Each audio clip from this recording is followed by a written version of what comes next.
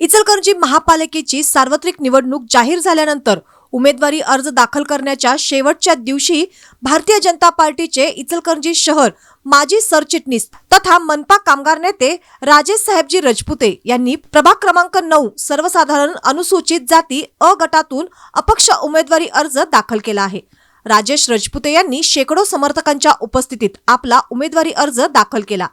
यावेळी प्रभागातील महिला, युवक आणि नागरिक मोठ्या संख्येने सहभागी झाले होते। उमेदवारी अर्ज दाखल करताना महिलांनी राजेश रजपुते यांचे औक्षण करून त्यांना शुभेच्छा दिल्या।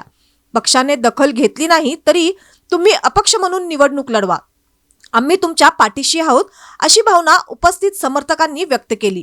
राजेश रजपुते हे 2019 पासून भारतीय जनता पार्टीत सक्रिय असून त्यांनी भाजपा इचलकरंजी शहर सरचिटणीस म्हणून जबाबदारी पार पाडली आहे। पक्षाचे निष्ठावंत कार्यकर्ते आणि संघटनात्मक कामात सक्रिय सहभाग असतानाही यावेळी पक्षाकडून उमेदवारी न मिळाल्याने त्यांनी अपक्ष म्हणून निवडणूक लढविण्याचा निर्णय घेतल्याचे सांगितले जाते।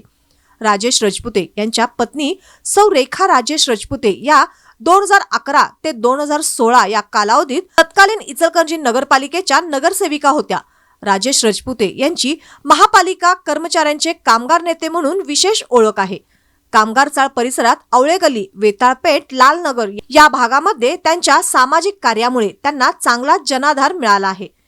या अपक्ष उमेदवारीमुळे प्रभाग क्रमांक 9 मधील राजकीय समीकरणे बदलण्याची दाट शक्यता असून विरोधकांसह भाजपासमोर मोठे आव्हान उभे राहिल्याचे चित्र आहे।